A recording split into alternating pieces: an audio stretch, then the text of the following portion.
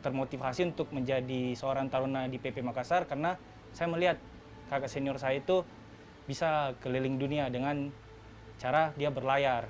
Dan semua itu dia dapatkan dari PP Makassar ini, Kak. Jadi motivasi saya sebenarnya pertama ingin jadi taruna dan meningkatkan disiplin saya. Yang sebelumnya saya kurang disiplin pada saat SMA masuk ke PP ini, saya bisa membina karakter saya menjadi seorang pemimpin lagi, Kak.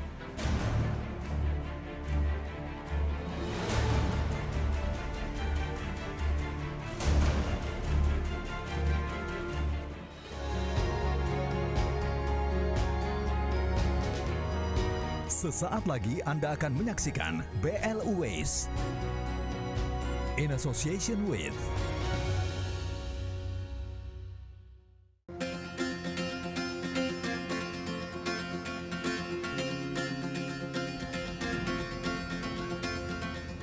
Kondisi geografis Indonesia yang dikelilingi perairan membuat aktivitas perdagangan jalur laut memainkan peranan penting dalam membangun sistem hubungan perdagangan dunia. Di zaman pemerintahan Hindia Belanda sejak beroperasinya kapal uap dan dibentuknya perusahaan pelayaran kerajaan Belanda KPM pada akhir abad ke-19 di Amsterdam, terjadi perubahan dan kemajuan besar dalam pelayaran antar pulau di Indonesia. Perubahan ini terutama terjadi di kawasan kepulauan bagian timur, seperti Sulawesi, Nusa Tenggara, dan Maluku. Kehadiran kapal uap dan perusahaan pelayaran KPM telah mengubah aktivitas perdagangan dan pelayaran di masa itu. Pelayaran KPM yang tak memandang musim, di satu sisi membawa kemunduran terhadap pelayaran perahu-perahu tradisional masyarakat pribumi seperti Pandewakang, Palari, dan lain-lain. Namun di sisi lain, hal itu juga telah memperkenalkan penggunaan teknologi pelayaran dan perkapalan yang lebih modern di Hindia Belanda. Penggerak pelayaran di Hindia Belanda adalah orang-orang Eropa, terutama Belanda dan Inggris.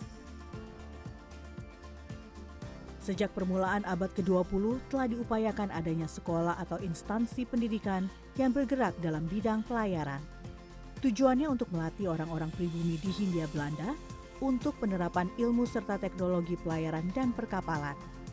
Sekolah tersebut diharapkan menjadi tempat khusus untuk melatih para calon perwira kapal, terutama dari kalangan pribumi di kapal-kapal milik pemerintah kolonial Hindia Belanda. Jadi sebenarnya memang sekolah-sekolah ini dibangun untuk pribumi, tetapi untuk memainkan peranan di dalam armada kapal kolonial, baik kolonial Belanda maupun kolonial Jepang. Jadi itu kebutuhannya untuk sekolah pelayarannya. Sedangkan yang di Jawa juga demikian, untuk memainkan peranan misalnya bangunan kapal, masinis, dan seterusnya. Nah, dalam hal itu dia sangat memenuhi, tetapi sekali lagi tidak untuk armada pribumi sendiri, tetapi armada yang dikelola oleh pemerintah kolonial, baik kolonial Belanda maupun kolonial Jepang. Perkembangan sekolah-sekolah dan akademi pelayaran di dunia saat ini tidak dapat dipisahkan dari sejarah sekolah kejuruan pelayaran di Prins Hendrikade, dulu Ikrat, Amsterdam, Belanda, yang berdiri sejak 1785. Pendirian sekolah khusus pelayaran di Belanda kemudian mengilhami pembangunan sekolah pelayaran yang hampir sama di wilayah koloni. Sekolah khusus pelayaran untuk pelaut pribumi di wilayah Hindia Belanda akhirnya dibangun di Makassar. Sebelumnya pendidikan untuk para pelaut pribumi bertempat di Batavia, Jakarta, yang dilakukan langsung di atas kapal. Sekolah di Makassar ini diberi nama Sekolah Kejuruan untuk Awak Kapal Pribumi di Makassar. Sekolah itu didirikan untuk memenuhi kebutuhan akan pelaut dari kalangan pribumi oleh Angkatan Laut Kerajaan Belanda di Hindia Belanda. Hal baru berubah nanti di awal abad ke-20, setelah Perang Dunia Pertama, baru dirasa penting bagi pemerintah Hindia Belanda untuk membangun sekolah. Nah, karena itulah di tahun 1915 dibangunlah sekolah yang di Makassar yang namanya Quick School for Inlandse Scheppelingen atau sekolah kejuruan untuk pelaut-pelaut pribumi. Sebenarnya sekolah itu direncanakan akan dibangun di Padang, tidak di Makassar. Tetapi kemudian oleh pemerintah pada saat diputuskan di Makassar karena dua hal. Pertama, letaknya di tengah jaringan laut. Yang kedua, Diharapkan tidak hanya orang dari Jawa, tapi pribumi dari tempat-tempat yang punya tradisi laut seperti Bugis dan Makassar, itu bisa mendaftar ke situ. Kebetulan karena kita orang mesin, ya, tiba-tiba pos dikontrol ini naik. Kelvin Shantotomi adalah taruna abad ke-21 yang bercita-cita mengarungi lautan dunia. Ia menempa diri di Politeknik Ilmu Pelayaran PIP Makassar D4 Teknika. Seorang taruna atau taruni haruslah terseleksi dalam hal pengetahuan akademis dan fisik. Perjuangan Kelvin tak berhenti sampai di situ. Beberapa tahun lalu, ibundanya menghembuskan napas terakhir karena sakit. Hal itu membuatnya terpukul dan mengalami kesulitan membayar biaya pendidikan. Kelvin berusaha bangkit, memotivasi diri dan berhasil lolos seleksi di salah satu perusahaan pengiriman kontainer terbesar di dunia. Kelvin masuk dalam 8 besar, menyisihkan ratusan pelamar melalui rekrutmen yang digelar PIP Makassar. Selama setahun praktik laut, ia mengantongi uang saku $1.000 Amerika per bulan atau sekitar 14 juta rupiah. Hasil jerih payahnya itu sebagian ia gunakan untuk membayar biaya pendidikan semester.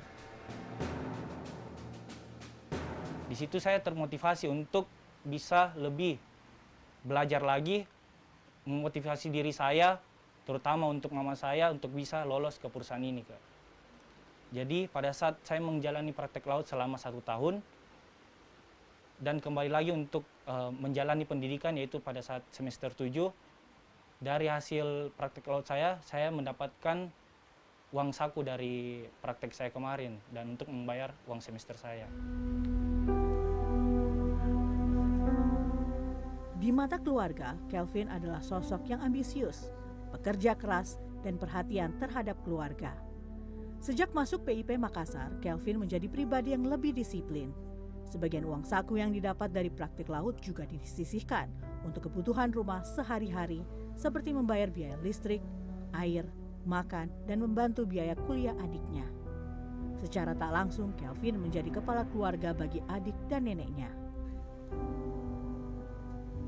Menurut saya itu salah satu hal yang luar biasa yang bisa dicapai di umur-umur saat gini, apalagi di kondisi saat seperti kami yang betul-betul udah kehilangan orang tua.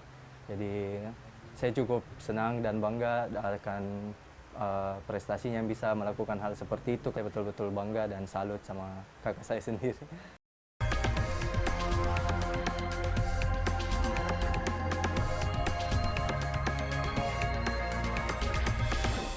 Saya sangat bersyukur karena kerjasama yang diadakan PIP ini dengan perusahaan saya kemarin, karena saya tidak perlu lagi untuk mencari perusahaan pada saat saya selesai sekolah dari PIP ini.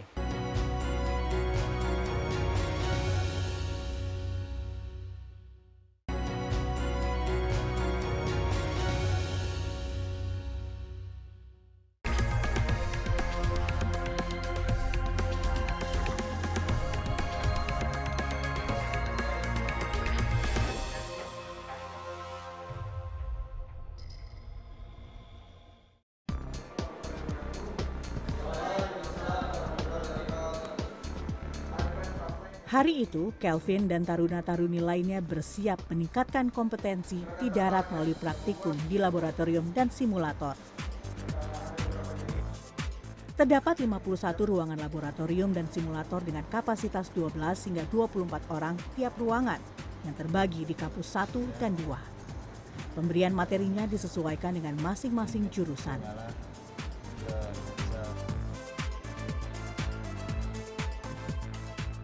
Untuk menyempurnakannya, mereka harus terjun di kapal latih Sultan Hasanuddin.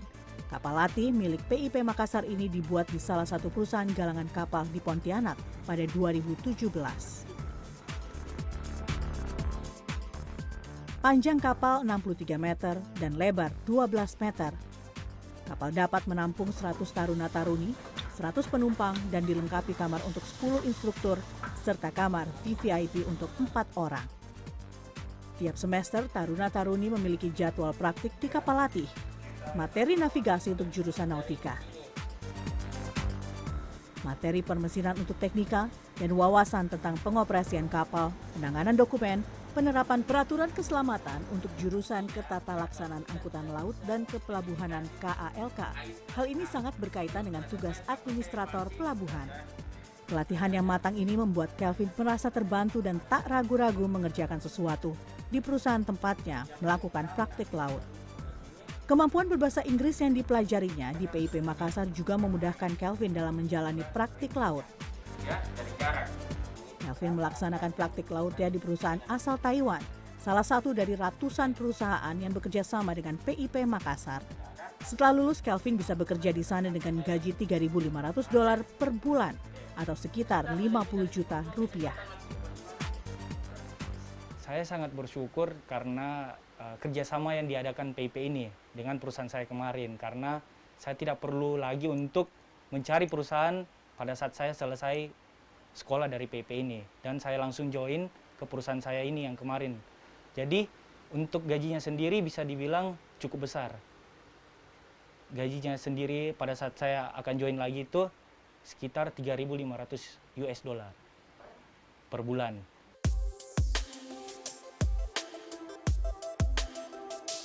Lembaga pendidikan tinggi vokasi yang saat ini dikenal sebagai Politeknik Ilmu Pelayaran Makassar memiliki akar sejarah yang panjang. Lembaga yang merupakan institusi pendidikan bidang maritim tertua di Indonesia ini bermula dari sekolah kejuruan untuk awak kapal pribumi di Makassar. Sejalan dengan meningkatnya kebutuhan anak buah kapal, pada 1921 dibangun gedung sekolah untuk menampung para calon kelasi atau awak kapal. Momentum itu menjadi bukti sejarah cikal bakal berdirinya PIP Makassar. Sekolah ini pernah ditutup dan dibuka kembali, serta mengalami beberapa kali pergantian nama sesuai jenjang pendidikan dan perkembangan zaman. Sejak 1999, Balai Pendidikan dan Latihan Pelayaran Ujung Pandang telah berganti nama menjadi Politeknik Ilmu Pelayaran PIP Makassar, dengan program pendidikan Diploma 4 Pelayaran. Pada 2010 hingga 2016, gedung kampus 2 PIP Makassar telah dibangun di Jalan Salodong, Kelurahan Untia, Kecamatan Biringkanaya, Makassar.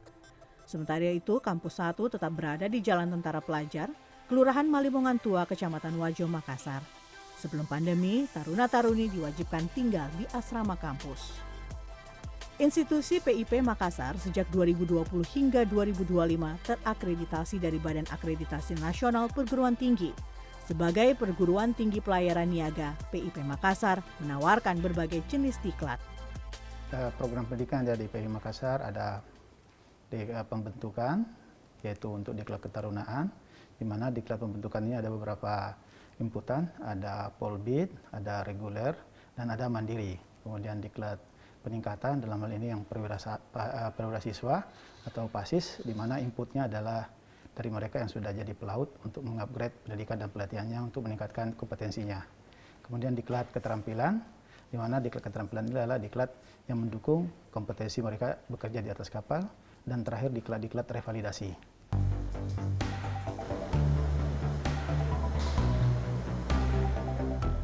Tiap tahun terdapat sekitar 500 taruna-taruni lulusan jurusan nautika, teknika, dan ketatalaksanaan angkutan laut dan kepelabuhanan. Standar kompetensi lulusannya bertaraf internasional, dan aturan yang diadopsi adalah International Maritime Organization atau Organisasi Maritim Internasional, dan Standards of Training, Certification, and Watchkeeping atau Konvensi Internasional tentang Standar Latihan, Sertifikasi, dan Dinas Jaga Amandemen 95 dan 98. Dalam beberapa tahun terakhir, lulusan PIP Makassar yang bekerja di perusahaan domestik sekitar 63%, sementara sekitar 8% bekerja di perusahaan asing. Selebihnya tersebar di instansi pemerintahan, TNI, Polri, dan profesi lainnya. Mereka yang telah menjadi pelaut dan ingin meningkatkan kompetensinya kini bisa dilayani PIP Makassar melalui sertifikasi. Sejak akhir 2009, PIP Makassar berubah dari Satuan Kerja Penerimaan Negara, bukan pajak PNBP, menjadi Badan Layanan Umum. BLU merupakan satuan kerja di bawah Kementerian Keuangan. Perubahan ini membuat PIP Makassar mempunyai keleluasaan untuk mengembangkan program pelayanan pendidikan. Dengan berubah menjadi Sarkel BLU, mempunyai tugas tentunya memberikan pelayanan yang lebih baik. Tentunya pengembangan program-program diklat yang ada, baik program pokok, kalau di PP Makassar sekarang ada Nautika, Teknika, dan KLK. Tapi ada sertifikat-sertifikat pendukung yang harus dikembangkan supaya pelaut kita memiliki kompetensi, memiliki profesiensi, sehingga memenuhi syarat untuk melakukan pekerjaan di atas kapal, memenuhi standar kompetensi yang diharuskan oleh International Maritime Organization. Dari segi perekonomian tentunya negara mendapat keuntungan bahwa memberikan pelayanan kepada masyarakat dengan rupiah murni yang lebih kecil. Kalau kita bandingkan 2015 PIP Makassar ini memiliki target 53 M. Sekarang ini lompatannya sudah 4 kali lipat. 140 miliar dapat target pendapatan dapat dicapai sehingga layanan kepada masyarakat jumlahnya lebih besar.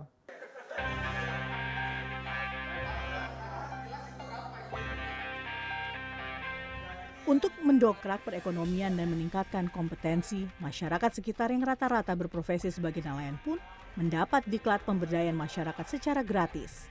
Salah satu edukasi yang diberikan adalah tentang kesadaran atas keselamatan berlayar. Tak hanya itu, selama pandemi COVID-19, PIP Makassar pun bekerja sama dengan pemerintah daerah sebagai salah satu sentra vaksinasi. Ribuan dosis vaksin diberikan kepada masyarakat di sekitar kampus. Sementara klinik utama yang dimiliki PIP Makassar akan ditingkatkan menjadi rumah sakit tipe D. Hal ini sesuai tuntutan pelayanan untuk menjaga kesehatan pelaut sampai usia 60 tahun. Pendidikan kemaritiman memberikan optimisme untuk mencetak pelaut yang ulung. Hal ini sesuai kultur masyarakat Makassar baik di kecamatan wilayah pesisir maupun kepulauan yang bergantung pada laut. 30% kecamatan di Makassar merupakan kawasan pesisir. Jika pelaut bekerja di perusahaan asing pasca pendidikan dan bergaji tinggi, gairah ekonomi masyarakat sekitar meningkat. Selain mampu mengangkat harkat martabat keluarga, juga menyumbang devisa negara. Bisa dibayangkan kalau 1.700 pelaut kemudian mengirim dananya ke ibu bapaknya di kota Makassar. Ini merupakan bangkitan ekonomi yang luar biasa. Ya, secara kapital ini memberi sumbangsi besar dalam perkuatan ekonomi di kota Makassar yang pada saat sebelum COVID 8,79%.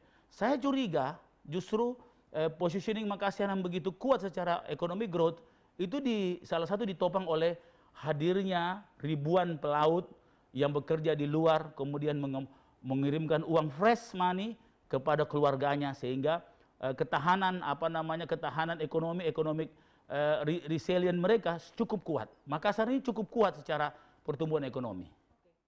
Namanya pelaut itu di laut tidak ada abu-abu, hitam atau putih.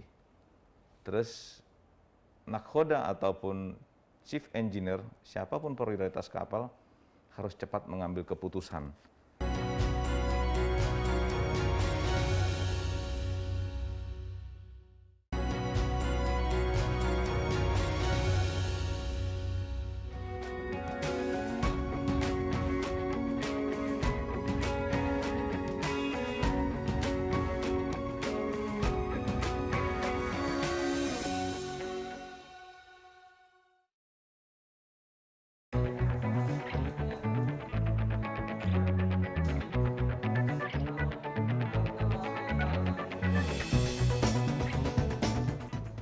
Menjadi pelaut bukan satu-satunya pilihan untuk meniti karir di masa depan. Albert Berhard Aritonang, salah satu alumni PIP Makassar, memilih jalan lain melalui jurusan Ketata Laksanaan Angkutan Laut dan Kepelabuhanan atau KALK.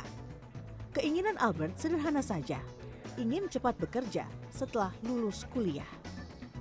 Bertemu kawan-kawan dari berbagai pelosok negeri dan tinggal bersama di asrama, Albert seperti menemukan keluarga baru dalam satu angkatan. Meski latar belakang mereka bermacam-macam. Ketika kita pendidikan, hampir tidak ada perbedaan kita orang mana, dari mana, agama mana. karena setiap acara selalu bersama. Contoh, ibadah keagamaan, semua kita bersama-sama. Mau itu ibadah perayaan agama Muslim, Nasrani, Taruna itu bersama. Disitulah sebenarnya kita lihat Indonesia banget gitu. Tidak ada perbedaan ras sama sekali. Itulah yang terbawa sampai kami lulus. Ketika kami lulus, yang pertama kita cari adalah teman satu angkatan. Kalau tidak ada teman satu angkatan, senior atau junior. Dengan menyebutkan nama alumni, maka kita otomatis akan disambut seperti layaknya saudara, kakak, dan adik.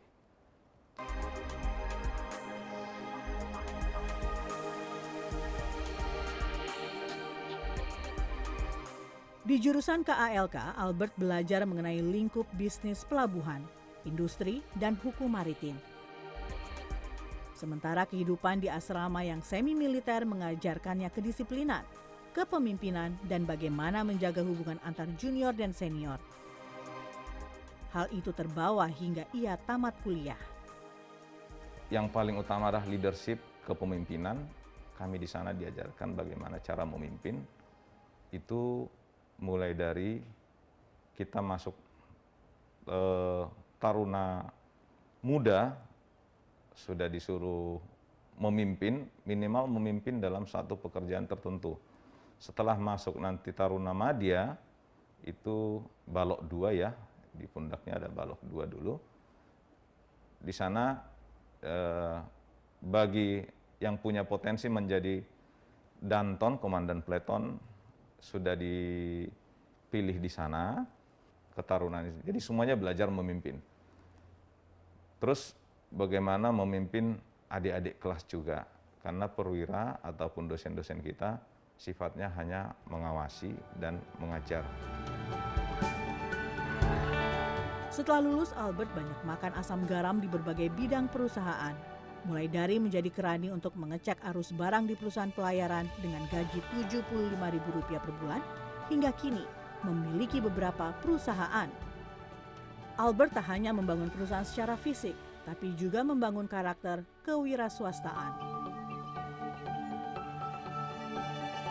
Shipping agency, perusahaan pelayaran, marine surveyor, docking, vessel repair, dan shipbuilder menjadi bidang perusahaan yang digeluti Albert bersama kawan satu angkatannya mantan nakoda yang dulu mengambil jurusan nautika bernama Eko Aprianto.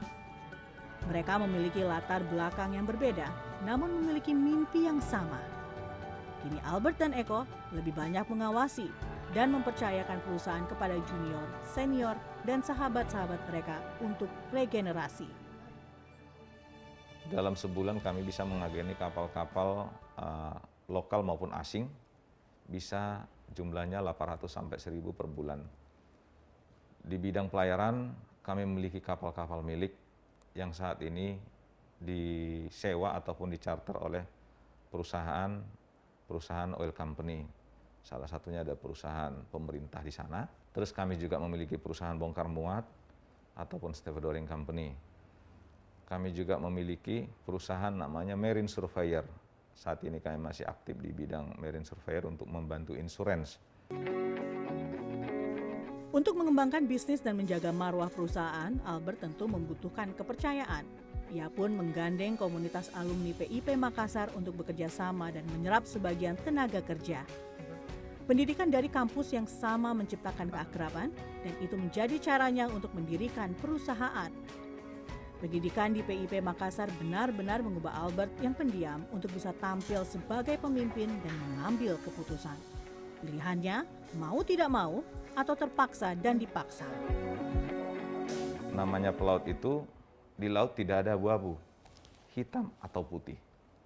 Terus nakhoda ataupun chief engineer, siapapun prioritas kapal, harus cepat mengambil keputusan.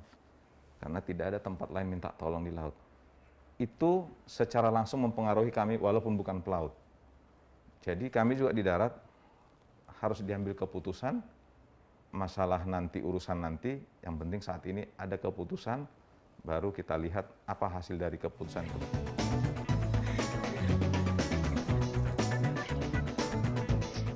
Sebagaimana bisnis yang dinamis, dunia pendidikan pun harus terus bertransformasi menyesuaikan diri dengan kondisi zaman. PIP Makassar mengembangkan program studi dan diklat penunjang untuk menghasilkan sumber daya manusia yang unggul dan berkualitas dan menyumbang bagi Indonesia emas pada 2045 dari sektor kepelautan.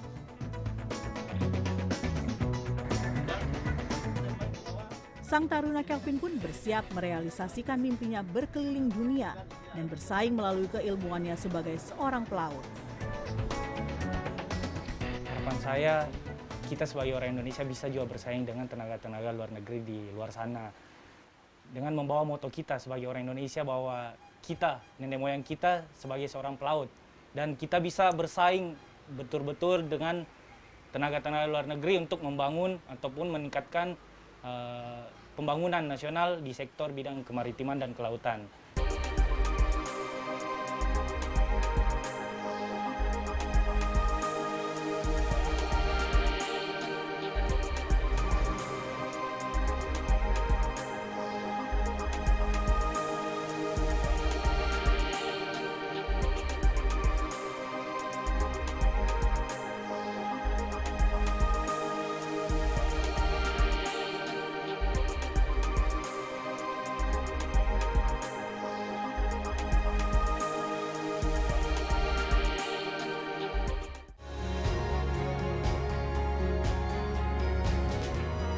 Terima kasih Anda telah menyaksikan BL Ways in association with